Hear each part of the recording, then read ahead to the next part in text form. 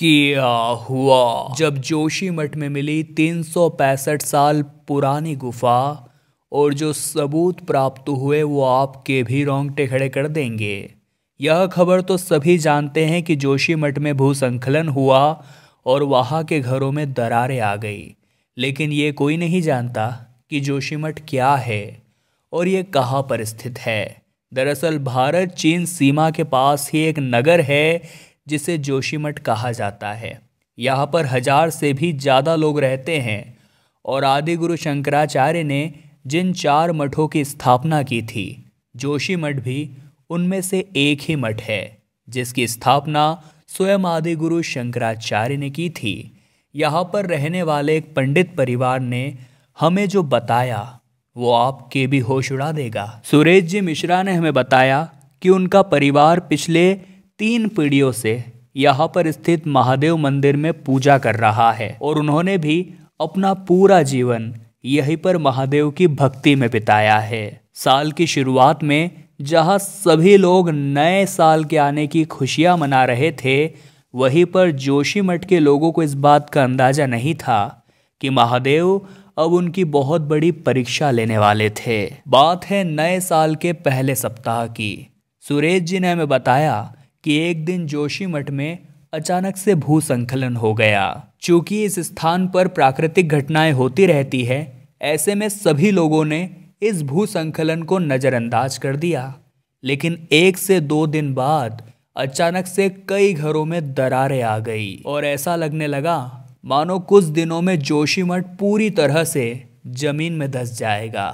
सरकार ने इस घटना को देखते हुए सख्त कदम उठाए और बहुत सारे लोगों को जोशीमठ खाली करके कहीं सुरक्षित स्थान पर जाने की सलाह दी। जिसका अपना घर होगा क्या नहीं होगा उसके पास। आज देखो हम ऐसे बेघर बन गए, ना हमारा घर कहीं है ना कहीं है, यही था हमारा घर बनाया हुआ, हम तो बेघर हो गए। तकरीबन 600 घरों ने उस दिन जोशीमठ को छोड़ दिया, लेकिन हम पिछले 3 पीढ़ियों से यहाँ पर स्थित महादेव मंदिर की पूजा अर्चना कर रहे थे। सुरेश जी ने हमें बताया कि यही जोशीमठ हमारा संसार था, यही हमारी जन्मभूमि थी। हम इसे छोड़कर कहीं और नहीं जा सकते थे और मुझे महादेव पर पूरा भरोसा था। तकरीबन 80% लोग जोशीमठ खाली करके जा चुके थे क्योंकि उन्हें ऐसा लगता था कि एक दिन यहाँ पर बड़ा भूकंप आएगा जो पूरे जोशीमठ को डहा कर रख देगा। लेकिन मुझे अपने महादेव पर भरोसा था।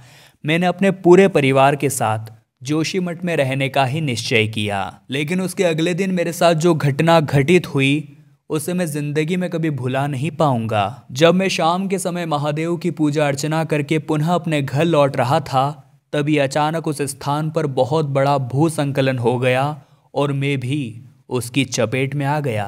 मुझे लग रहा था कि अब मैं बच नहीं पाऊंगा, लेकिन उस दिन महादेव की एक ऐसी लीला मेरे सामने आई कि उसे देखकर मेरे भी होश उड़ गए। दरअसल उस भूस्खलन ने एक ऐसी गुफा के द्वार खोल दिए थे जो काफ़ी पौराणिक थी। सुरेश जी ने हमें बताया कि मेरे उस गुफा के अंदर जाने की बिल्कुल भी हिम्मत नहीं हो रही थी, लेकिन जैसे तैसे करके हिम्मत करके मैं उस गुफा के अंदर पहुंचा और अंदर जाकर जो नज़ारा मुझे देखने को मिला उसने मेरे रोंगटे खड़े कर दिए, क्योंकि वहाँ पर प्राकृतिक रूप से बनी हुई एक बहुत बड़ी शिवलिंग निर्मित थी।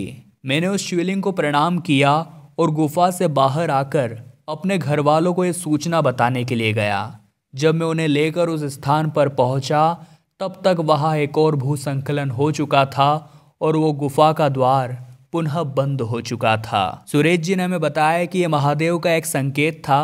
वे उन्हें कहना चाहते थे कि जब तक कि तुम मेरी छत्र छाया में हो, मैं तुम्हारा बाल भी बांका नहीं होने दूंगा, बस तुम अंत तक मुझ पर विश्वास रखना। और सुरेश जी का परिवार तब से लेकर अभी तक जोशीमठ में ही रह रहा है। वे सभी सुरक्षित है और महादेव के आशीर्वाद के तले बहुत सुखमय जीवन जी रहे हैं। इस घटना को लेकर आप क्या विचार रखते हैं, जोशीमठ को लेकर आप क्या विचार रखते हैं, हमें नीचे कमेंट बॉक्स में बताइएगा।